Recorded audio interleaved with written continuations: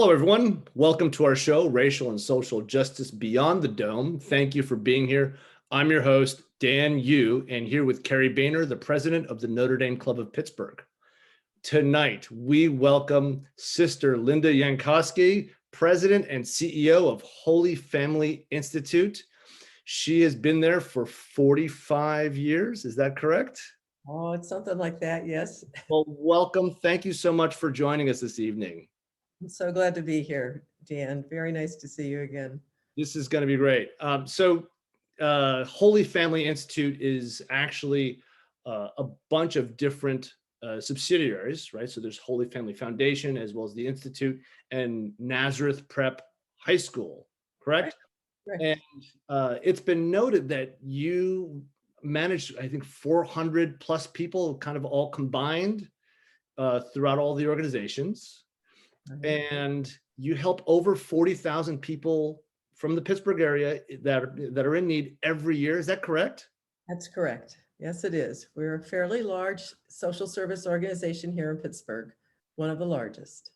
Fairly large. Well, that 40,000 people, that's pretty big. So I'd like to kind of go back in time a little bit here. And, I'd love to hear, your origin story. What inspired you to go into a life of service? Well, I think I sort of stumbled into it. I went to Catholic grade school in Detroit, was taught by the Sisters of the Holy Family of Nazareth. And I had a lot of we called in those days cool nuns. They were cool. They were younger. They seemed to be with it. They were easy to relate to. And I stayed friends with the sisters all through high school and even as I started college. And I actually was engaged to be married, but I just couldn't take that next step. Becoming a sister was always lurking there in the back, and I thought I should come and give it a shot, try it, and I did, and I never left. So becoming a sister then was a matter of deciding that you were just going to, live your life for others as opposed to my own family. It wasn't an easy thing to figure out. As time went on, though, it was the right thing for me. And here I am in religious life, almost the same amount of time I've been at Holy Family. It's been my only ministry, my only one ministry in my entire religious life, which is pretty unusual. Most sisters are transferred. They do a lot of different things. They're much more eclectic, perhaps. I'm a bit boring. I've been at Holy Family my entire life. Well, obviously you've had a bunch of success. Now, being there for 45 years, obviously you're doing something right and you're helping up to 40,000 people a year. So I guess let's look at the history of Holy Family. What could you tell us a little bit about the background? I don't think most of our audience might know what the history is. So Holy Family Institute was established by the Sisters of the Holy Family of Nazareth back in actually around 1895. Our foundress, who was originally from Poland, established the order in Rome to be international, was asked by the bishops here to come and minister to the immigrant church and to the Polish community because that was her background. So she had about 20 women in the order at the time. The community was very young. So with half of the community, they got on a boat, 10 sisters and the foundress, came to America to minister to the Polish community, landed in New York, made their way to Chicago and to Pittsburgh in about 1895, 97. Our foundress saw a home, she called it a villa on the banks of the Ohio River, a great place of retreat to get the sisters out of the smoky city of Pittsburgh. And I figured that's before Neville Island because Neville Island's not the cleanest place in the world. But she purchased a home that was supposed to be a place of retreat.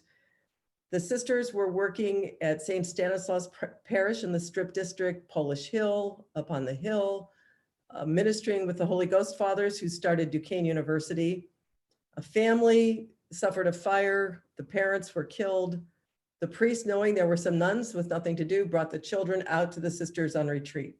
And the rest was history. We started an orphanage. And during the World Wars, Industrial Revolution, the flu pandemic of 1918, we would have 300 to 400 children living here in Emsworth, children who were left orphaned or whose family, a spouse died. They were immigrants. They didn't have anybody else to help take care of 5 young kids. Sometimes the children would come to an orphanage and then go home if the spouse remarried or somebody came over from the old country to help care for the kids. So we did that for like the first 50 years of our being. Wow, that's what a story. And so now, how did you get, into being with? Okay, your and then Holy Families started to change, and we became a home for abused children in the 50s and 60s. And then when I joined the order in the early 70s, after we made our first vows, our provincial superior at the time thought all the young women should go out and work for a year before we went back to school. I had gone to University of Michigan for 2 years, interrupted my studies to join the community. I thought, well, I'm going to go right back to Duquesne or Carlow, someplace in Pittsburgh, to finish my degree. And they thought we should all go out and work for a year. I said, well, what am I going to do? She said, well, go teach. And I said, I don't know how to teach. Well, then go to Holy Family Institute. And I'm like, well, what's Holy Family Institute? I don't want to do that either, but I took a vow of obedience. So I thought I better go. So I came and I fell in love with it. I decided to change direction in terms of my education. I went to Pitt, got a degree in social work. And as I was working here, it wasn't long before the sister Terracine, who was the director, thought I should help launch a new program, the group home program, and that I should go back to school. And that's when I went to Notre Dame. And I heard about Notre Dame entirely growing up. My mother loved Notre Dame. Who knows why? She's from Uniontown. She was lucky to just make it through high school, but she loved Notre Dame. When I went to Notre Dame, she was just thrilled. So I made my way to Notre Dame and got a degree in administration and came back and helped to launch a few new programs at the time. And so what were the first programs that you launched? Well, for the residential program, it was a group home program. It was to help to get kids who were living in, congregate care, institutional setting out into the community. We rented apartments in the local community and would have the kids as teenagers go there to live, to go to school and to get jobs. And I'll never forget, because in those days I was still wearing a veil, and the girls came to me. We had a girls' apartment, a boys' apartment. And they said, sister, could you stop visiting? And I said, well, why? Because everybody thinks we're all here studying to be nuns. They couldn't get any dates. So I said, I'm never taking my veil off. So I started that program. And then over the course of the years, we changed to meet the changing needs of this community. So we started to do prevention work, to work with families in their homes to prevent abuse and neglect.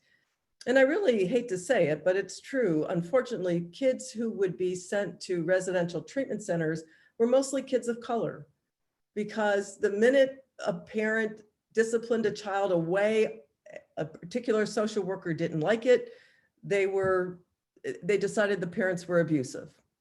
There wasn't much cultural sensitivity to the ways different families might raise kids, cultural understanding about different backgrounds and ethnic traditions. And so unfortunately, many of our programs were filled with kids of color. And then there was a chance to make some changes by saying, let's work with families in their own homes. We were the first organization in Pittsburgh to establish an in-home family counseling program. And we did that in early 1980s. And eventually we didn't need residential care for kids any longer. We could care for kids in the community in their own homes.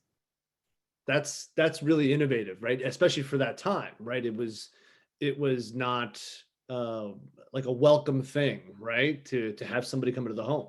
That's right. It wasn't. It was brand new, and it was a challenge. I think because we were coming from a faith-based perspective, the families were a little bit more trusting of us. We weren't the county children and youth service program that was there to take their kids away. We were there to help them. And we figured out right away. I'll never forget, I walked in with one of my staff members, brand new, and I said, where's the baby? I knew it was a new baby that was just home for a week. And the baby was sleeping in a drawer with sheets and towels as the crib. we quickly realized that poverty was at the heart of so many challenges. So the first thing we did was go out and help families get cribs and the right things they needed for raising their children. And that helped to develop trust. We weren't just there to tell them what to do or how to parent, but what did they need? How could we help meet their needs, to meet their physical needs? And then we could talk about parenting and we could talk about what the needs were. And we're still doing that program. That program continues to this day, and we've branched out to Armstrong County, beyond Allegheny County. Incredible. Wow. So something that was invented in the 80s that was completely innovative, groundbreaking, almost like bleeding edge, then it still works today.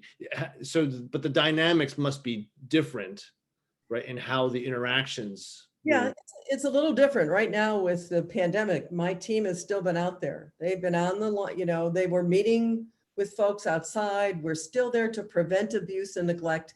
And not everybody who can biologically have a child can parent a child. So there are times when children do have to be removed. But at that point, hopefully they go to a relative, to a family member, into kinship care, so that, again, a child still has a family to help care for them. And then if that can't happen, foster care. We have some wonderful foster families who will take children and help other families to raise their children when they just can't do it for whatever reasons, mental health reasons, addiction reasons, for reasons not in their own control.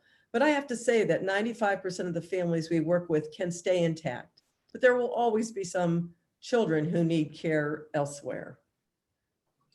So fast forward a little bit to one of the things that you're pretty well known for right now is the internships program that HFI has built. Our audience probably isn't too familiar, but could you describe the internships program? How's that work? Well, about 6 years ago, we were looking at, since we had closed our residential program, we had a school on campus and other buildings, we thought, what else could we do as an organization to meet the needs of young people in this community? And our foundress, when she came to America, was concerned about children of color. She came from Poland. I mean, a pretty, non-diverse situation. And she saw and saw personally the plight of Black children and biracial children. She actually adopted a number of children, Black children, who she raised in Europe, who we found out and we got to know them over the course of this century, because they're our cousins, so to speak. So we got to know them. So our community here at Holy Family Institute has always been trying to reach out to people of color. And we thought, what could we do with our school? So we decided to, when all the schools were closing, we thought we might do a charter school. I woke up one day and I said, gee, I'm Catholic. We could start a Catholic school. Called the bishop. He thought, it might be a little crazy to start a new school when we were closing schools. But this school is designed for kids who can't afford it. And they all work 1 day a week in a professional internship, and the company helps pay the tuition. So today, 6 years later, we have over 100 companies that are partnering with us, and they provide an internship for our kids. PNC Bank, Mine Safety Appliance, People's Natural Gas, FedEx, UPMC, Highmark. Our kids go 1 day a week, and the idea is that they will learn to work. Stay off your phone, complete a project, follow directions, do it over if you do it wrong. And as they get older, then as they're thinking about what they really want to do in life, then we try to place them in an internship that really matches their career aspirations. But in the beginning, it's just really to learn to work, because we believe in the dignity of work, and that if you learn to work and if you have good work ethic, you'll be successful no matter what you do. Today, our school is the largest private school for Black youth in Pittsburgh. We have over 200 students right now, 9th through 12th grades, and a waiting list. And so we hope to take more kids, but we need to remodel, create more classrooms, and do some renovations on the campus.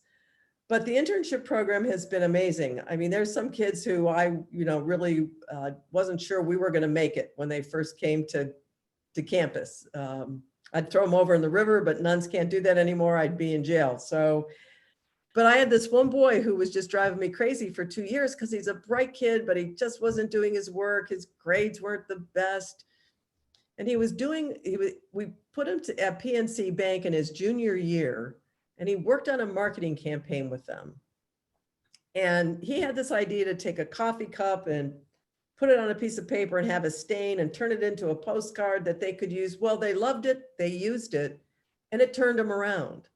All of a sudden, he started to talk to his mentors at work. Well, how did you get this job? And what kind of education did you have? And how much do you make? And he's in college today studying marketing. He found something he liked to do, he wanted to do. His behavior changed. He did his homework, his grades improved. So our school is project-based.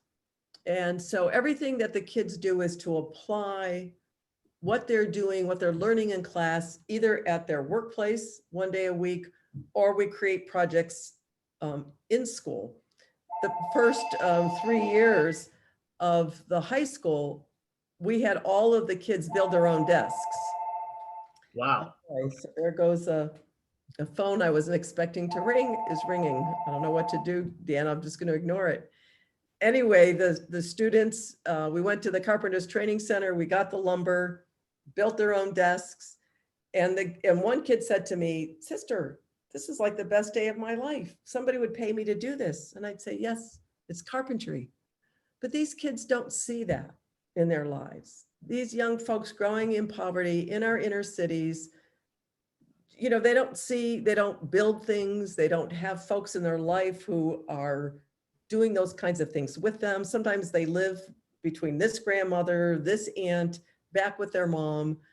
For some of the kids, our school is the most stable thing in their lives. They've moved maybe 6 times, but they stayed in our school all 4 years. So it makes a difference for kids when they can begin to create networks. And that's what our internship program does.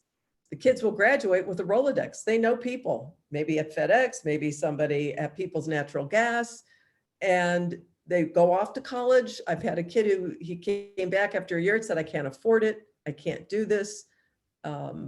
Went to Duquesne Light, went into their electrical boot camp for 3 months, graduated from it with a $20,000 signing bonus and making a salary of $73,000, 19 years old.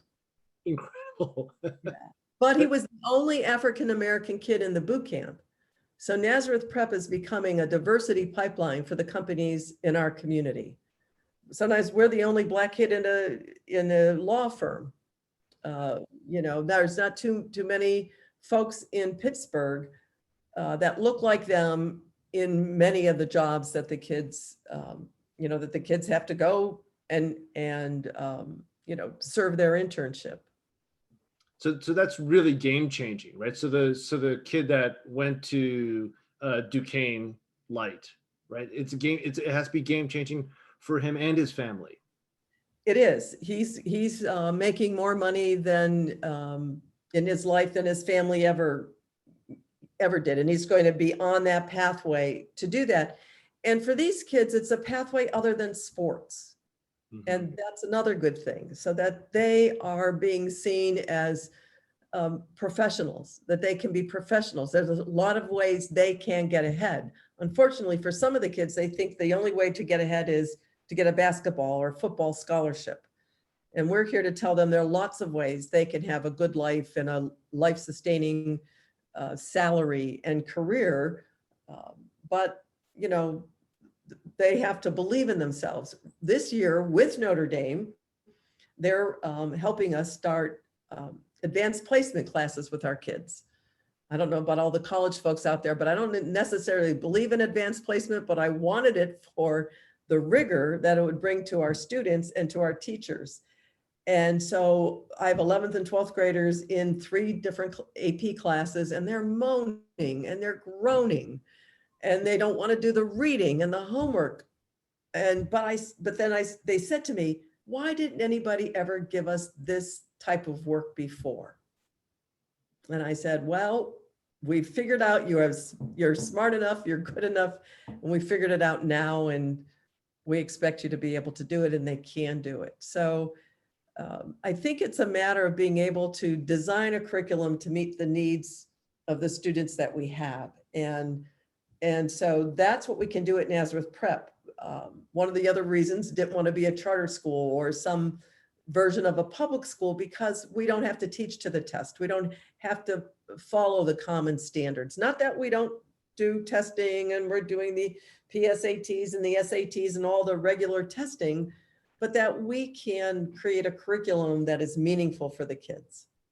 So it's really getting as close as possible to real world while still playing within the game of academic success.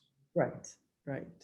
Gotcha. Well, I have some pictures here that that your team sent over. I'm going to share my screen and hopefully this will work. Hey. So let's see here. I will desktop. Okay, and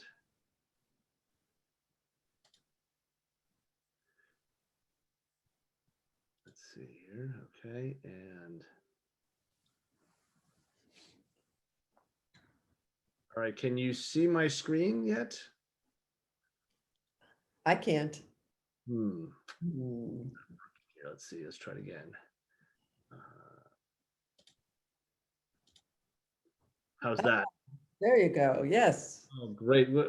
So what's this picture besides three smiling students here? What's going on? These are three boys who are serving their internship. And it is at some kind of construction site. I'm not even sure which one it is, but often many of the companies will give us an opportunity to have the young people work at construction firms. They can't go in a hard hat place, but this could also be Rosedale Tech. We've had internships there where the students work alongside other students in appropriate, safe opportunities. But these are just some kids who were at an internship one day. Some of the companies will take 2, 3. Mine Safety Appliance is so excited about our kids and mechatronics. They're taking up to 6 kids as interns once we get past COVID. But right now, many of our kids are doing virtual internships. Gotcha. I'm gonna go to another picture here. Actually, I think I have to stop sharing. I'm gonna come right back to the next picture here, and let's go back to sharing.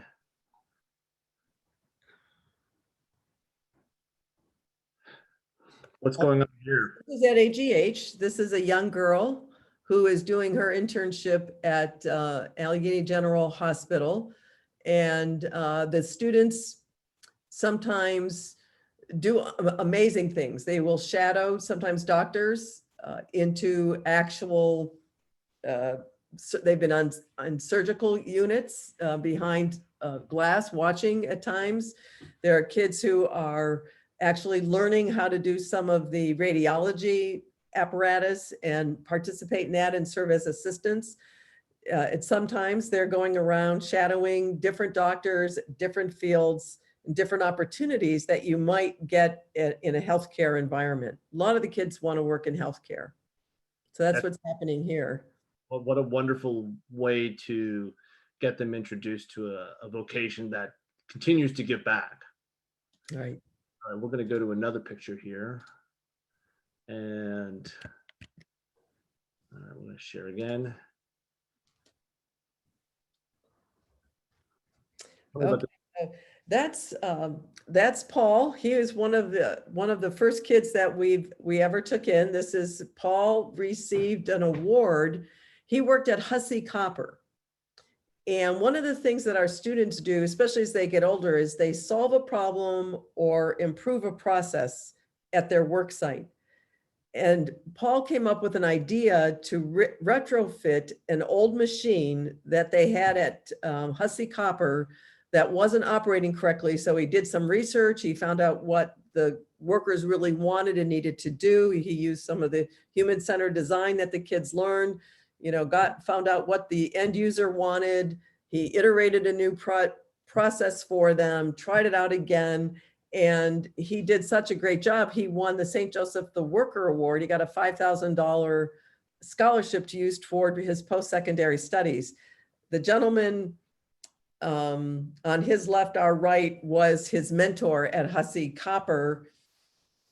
And I'm forgetting his name, but a great guy with 100 companies. I can't keep them all straight. And I didn't see the pictures my team sent you. So but that's who that is. And Paul today, I believe, is still working. He is into engineering and is at Mine Safety Appliance.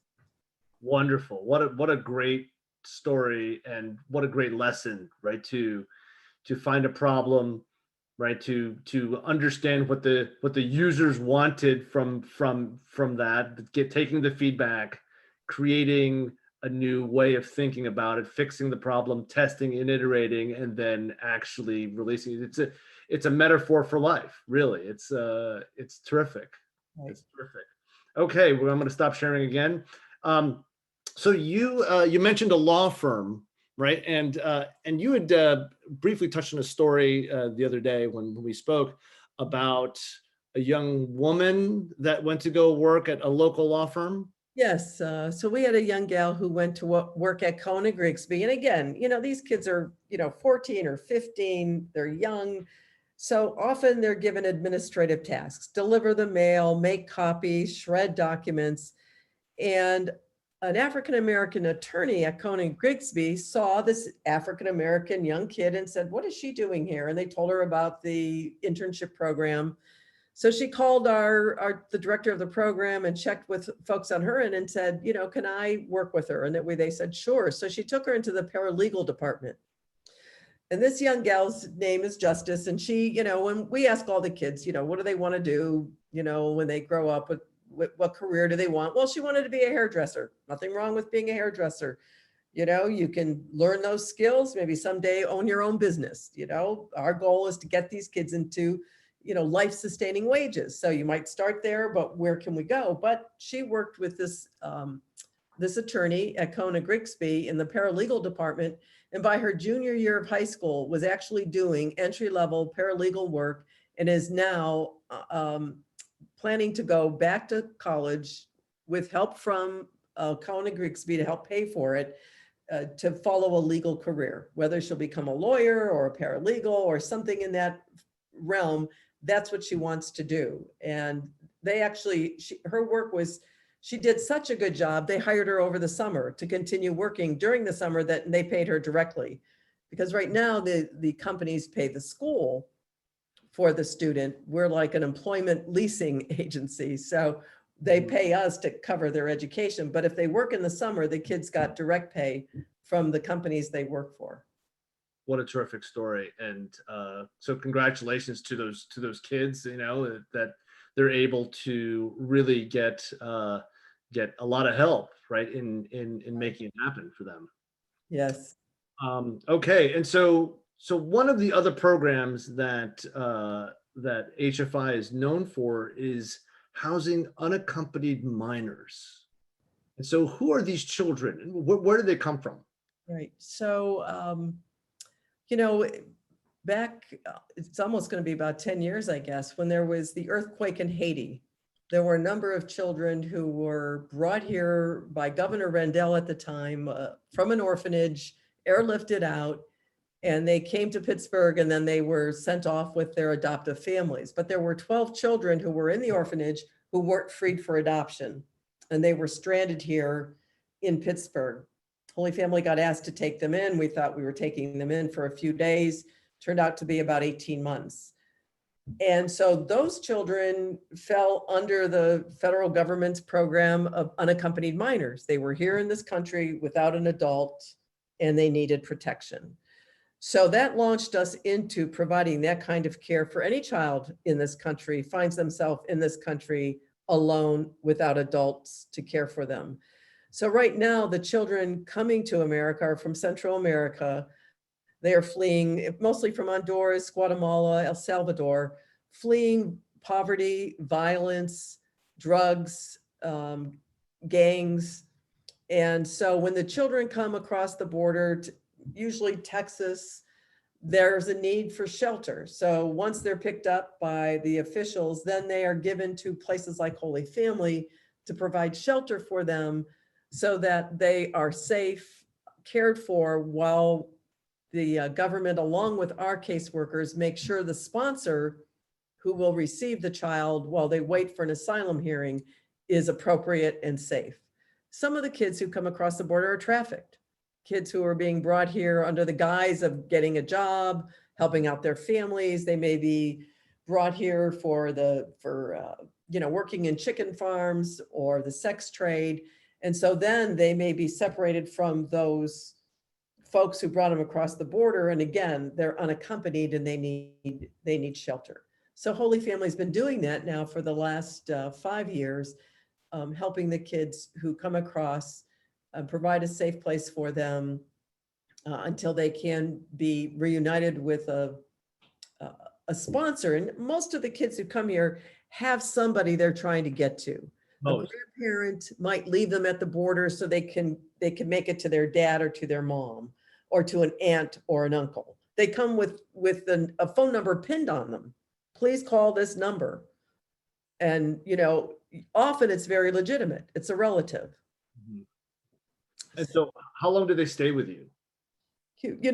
On average, they'll stay in most shelters anywhere from 45 to 60 days. But there are times when there may be an issue, a political issue, which would result in kids staying a little longer in care in shelters as opposed to, so for example, if depending on the political administration at the time, some of the families, in order to get their children or sponsor to get a child, had to go get fingerprinted. And if they were undocumented, they may be then frightened to come forward and take the child. And so then they decide they don't want to sponsor the child, and the child might end up staying with us. Wow. Okay. And so when they come to you, what are the things that, besides, feeding them and housing them? I mean, do you provide clothing and education? Like what kind of things do you guys do? They have to be kept totally separate. They never, go into the public school system. We hire our own teachers. We provide our own classes here. We provide an entire educational program for them, recreation, education, social services. I mean, coming from El Salvador, Guatemala, making that trek here, leaving your family, leaving what you know, even if you're hoping for a better life, is traumatic. So we have a team of counselors. Most of the staff are bilingual. We've had to hire a number of people who can speak the language. We teach the kids English and Spanish because they speak all kinds of dialects of Spanish, and so they can't always talk to each other. So the language of education is Spanish. So all the kids learn Spanish. They learn English while they're here, and we're just one big family to them while they're here. We help them develop life books so they can take it with them, so that this little stage of their journey will be beneficial, will be happy, will be nurturing, so they can look back and say, somebody cared for me. I was cared for. There were people who were good to me and helped me during a difficult time. That's what we hope for our kids. So there was some recent news that the parents for 545 immigrant children can't be found. What was your reaction to that news? Well, we were actually part of that. When the kids were separated from their families, we got some of them. We got children as young as 3 and 4 years old here. Incredible. And that was very, very challenging. But I have to tell you, my team, for all the kids that we took in who had been separated, they worked around the clock, and we found every single parent. We called every detention center, every place in Texas, in California. I'd be walking down the hall, I'd see somebody running with a phone in their hand, and I'm thinking, oh my gosh, there's a fire. We had a fire in '84. I always worry about fires, burn the place down. No, sister, I have Jose's mother on the phone. I've got to find Jose, because whenever we would find a parent, we would connect them to the child. So we were very fortunate. Every child that was in care with us, we were able to reunite with their family. So when I hear there are still more than 500 children where that didn't happen, it just hurts my heart to think that those families and those kids are still separated, because I personally went with a group of our children to a center in Texas when we were reuniting the kids, because I needed to see this for myself. I needed to be sure that's where these children were going. And when I saw these moms and dads just engulf their children in their arms when they finally were connected, I mean, even the ICE agents were in tears, because it was just amazing to have these kids go back to their families and apply for asylum together.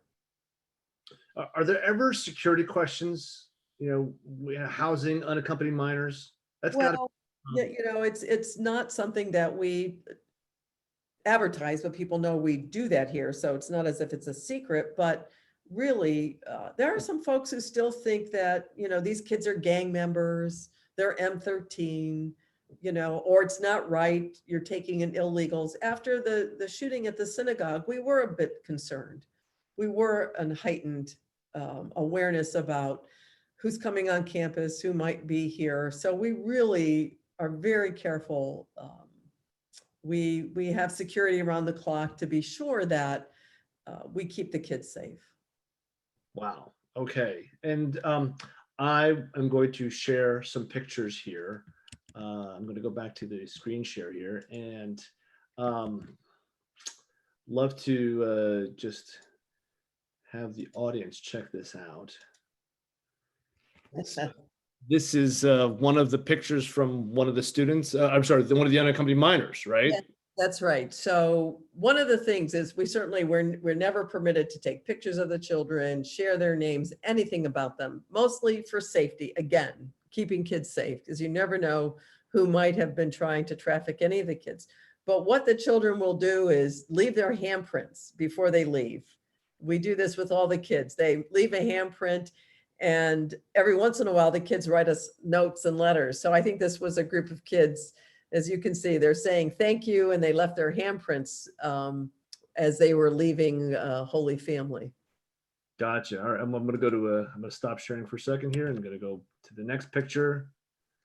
And I love this picture. So love to hear what's going on here. Yeah, I wonder if that wasn't a Mardi Gras mask. It had to be before COVID. Maybe one of the, but again, just artwork by the kids. Mm-hmm. Some of the artwork that the kids made, but those look like masks. Mardi Gras masks. So I have a feeling that's what they were doing.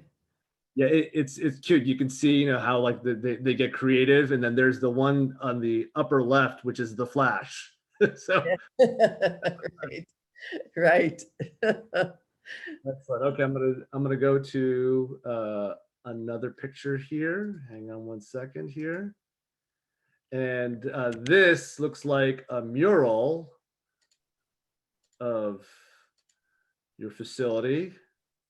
Oh, we had, now the children are permitted to go to activities in the city once we have permission, if we in small groups. And there's an art center in Sewickley, Sweetwater, and they provided an opportunity to do artwork with our kids, and then they actually had a showing. Our kids had to have a private showing, but then they opened it up to the public. So this mural was done by the kids at this art center in Sewickley. And eventually we brought the murals back to campus to place them there. And Oh, wow. with the kids, we have the boys in one class, girls in another class. We figure we might as well not deal with challenges while we have the kids with us. So I'm guessing that was a boys class who put that one together. That's great. All right, I'm going to stop sharing now. And so I guess the last question I have for you is, how can our viewers, our audience, how can they support you, and the organization, going forward? Well, I'll tell you, we're like any other social service nonprofit organization. We rely on folks to help us either through volunteerism. We have a number of events throughout the year. We do an event with the Steelers every year, which is we're not going to do it this year, our Courage House event. It's one of our largest fundraisers.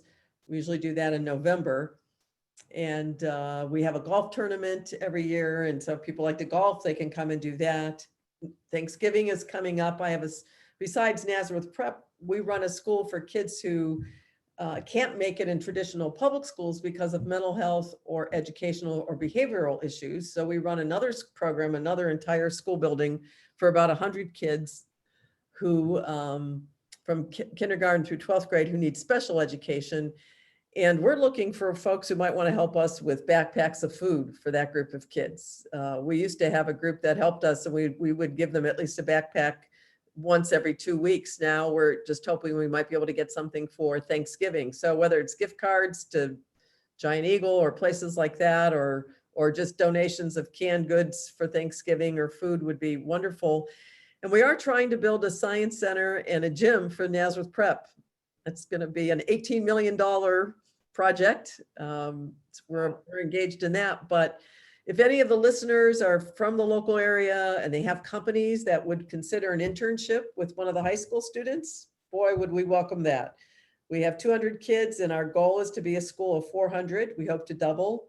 We're going to need another 100 to 150 companies to help give our kids an internship. So those are the ways that folks can help us, So is it one student per company? Is that how it usually works, or? Well, sometimes it's 2 students per company, but the companies often can use the educational improvement tax credit because our tuition is about $15,000 a year. And so that's what we try to raise from the companies. Some companies are able to give us that. Some companies give us a little bit less than that, but maybe they'll take 2 kids. We can always negotiate that, but so some companies, because they see it as a means of employees for the future, will use training budgets or their foundations. Like I said, Mind Safety Appliance is going to take 6 kids next year because some of the kids as they graduate are being hired and they're reaching their diversity goals and they're getting good employees. All of our kids are drug tested all 4 years because they all work. So they understand that, their parents know that, and we can assure companies that the kids when they're going to work are, drug-free. And it's a great way to get them through high school drug-free as long as we can. So, because they are kids after all, so. Well, thank you so much. This has been terrific to hear your story, the story of HFI, Holy Family Institute, all the great programs you've been putting together. I would like to open it up to the audience. Please click on the Q&A button, enter your question, and we will endeavor to get through all of them. I know we are right now at 7:47, it looks like. So let's see here if we have any questions yet. So please type in your question and hit, let's see, here we go, 2 questions. Okay. Actually a comment from Diane McAndrew. Great to always hear about your awesome work that you do. So proud of you. And thanks for continuing this great ministry. Love you. Chris McAndrew, I guess they're related.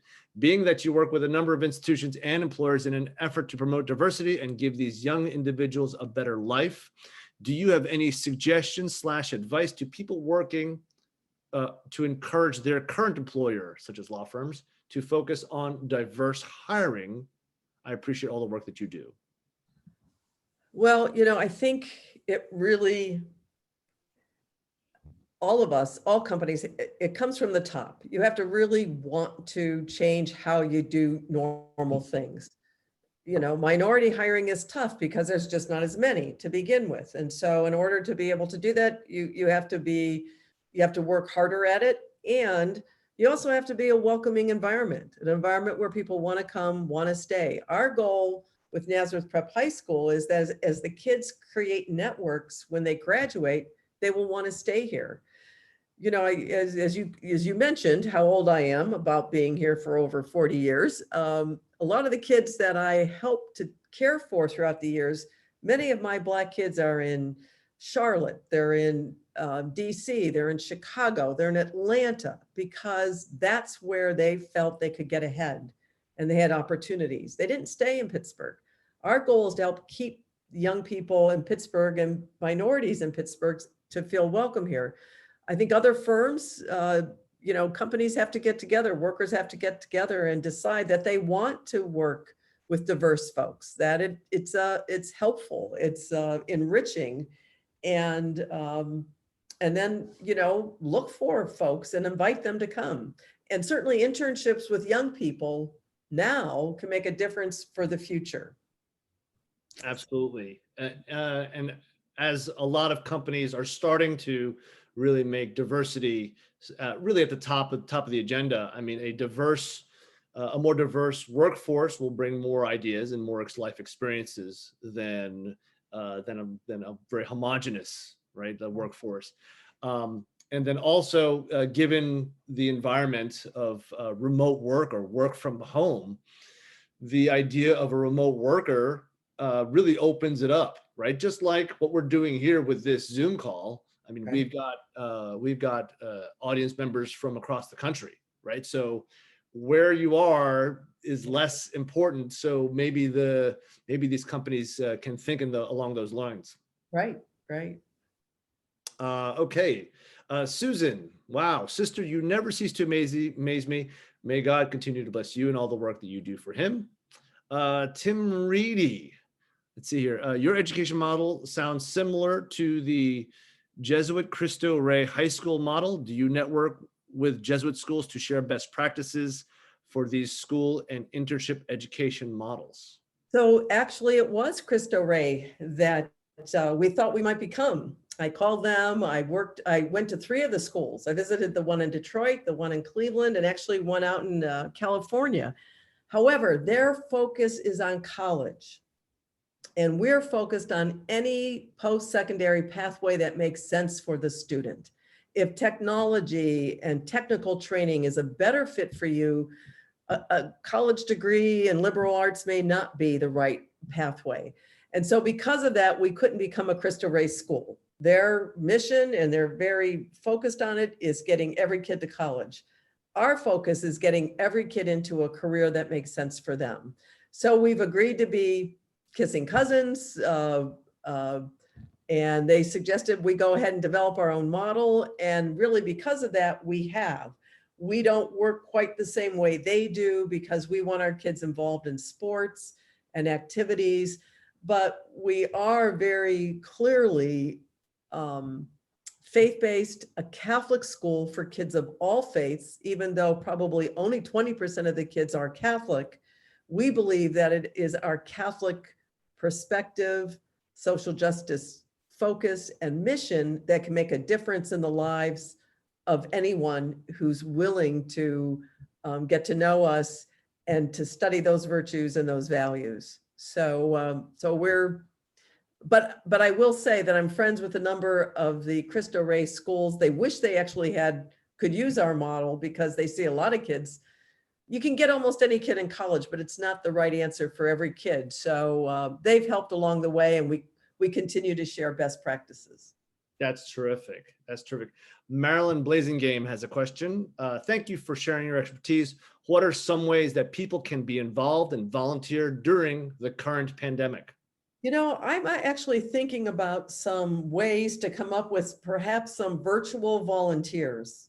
If a kid's struggling with a project, maybe they could Zoom with somebody, maybe some mentors. We're going to start some after school programming for kids who need a little extra support and help. But we're thinking about that. I mean, right now, contributions of gift cards and money is one way to help during the pandemic, but we do rely on volunteers, and we're thinking about that. But if you think you might be interested in being a virtual volunteer, mentor, or tutor, you can let me know. We have a website, www.hfi-pgh.org. we can get in touch with you there, or on our website, there may be volunteer forms you can fill out and let them know, but we're thinking about trying to be creative with during this pandemic. We are in school. Our kids are here face to face, self-contained classrooms. Actually, I was going to be looking for some lunch ladies at one point, but we figured out lunchtime to give our teachers a break. And the kids are doing well. We haven't had one case yet. So that's terrific. So with any in-person type of dynamic, it's got to be a challenge, right? Especially in what we're going through. And so has it been a challenge to refit classrooms and cafeterias? Oh, absolutely. I mean, we had to go out and buy extra desks because we were all project based. We didn't sit in rows. Our kids were facing each other. We worked in pods. I had to go out and buy desks, desk guards, sneeze guards. We spent more than $30,000 probably to just to open. So we've got the ninth graders on one floor, seniors in a separate building. So if we get a case, well, we probably will get a case, that we can really contact, trace, make sure who was with who, so that we don't have to close the whole school down. That's our hope. And that must also be a challenge, right? That you've got the different schools, right? As well as the unaccompanied minors, right? So you've got to have multiple protocols. Right. Yep. Oh yeah. Everybody's going in different directions at different times, and everything's organized, and it's a challenge, but we're making it work. Gotcha. Sister Mary Jane Hayner, I believe I hope I'm saying that right. Mother Foundress is beaming from heaven. Thanks for telling these stories. So good to hear from you eloquently. Notre Dame proud, all students in our hearts and prayers to all of the ends of the earth. Go Irish. Let me remind the audience too, we also have Holy Family Service Corps, which is a program for young people who are out of college and want to give a year of service. They can live with us here in a faith-based community, teach at the high school, and we pay for their master's degree in education. Or if they just want to give a year of service and aren't looking to teach or work on a master's degree, a little bit like the Notre Dame ACE program, but a little different. That's some news too that could be shared if there's anybody working with college kids out there. Gotcha. All right. Any other questions from the audience? Please type it into the Q&A box. Okay. What recent developments are most exciting to you? So, and what's next on the horizon? Well, I really think that if we're just open and out there and available, God just provides. There's always a need that might pop up that we might be just the right organization and the right people to address. And if we're willing and open to do it, it will happen. Now, of course, we're out there, we're engaged with the community to see what is happening. But I really think the next thing is the social determinants of health, and really trying to bring together good social services with healthcare so that our people can live better lives. There's lots of reasons people aren't physically healthy, and it has to do with social issues. And if we can find a way to bridge that, I think social service and healthcare could do a lot together. Those are some of the things we're looking at for the future. I look forward to having you back on the show one day, and we'll check in on the progress. So if you could just go back again and remind the audience of how they can follow you, how can they keep in touch, what social channels that can they follow? Okay, so social, well, we're on Twitter and Facebook. I guess if you do Holy Family Institute, you Google us, you'll find us, but our website is www.hfi-pgh.org. Gotcha. And you can find me from there. That's great. Well, it's been a pleasure, Sister Linda Yankoski. Oh, actually, looks like we have another question. Francis Smolkowski, thanks for the plug for the Holy Family Service Corps 2. Okay, good. All right. Okay. Thank you so much for joining us this evening. Thank you to to the audience for being a part of this. Thank you, Sister Linda. It's been a real pleasure to have you on. Oh, thank you, Dan, and thanks to everybody who took the time. I really do appreciate your listening to the story of Holy Family. Dan, thanks for the opportunity. I look forward to seeing you at a Notre Dame event soon. Absolutely. And again, my name is Dan Yu. I'm on the board of the Notre Dame Club of Pittsburgh. You can follow us at ndpitclub.com or on Twitter, Facebook, and Instagram at ndpitclub. Thank you again. This has been another episode of Racial and Social Justice Beyond the Dome. Thank you so much. Have a great evening. Stay safe and go Irish.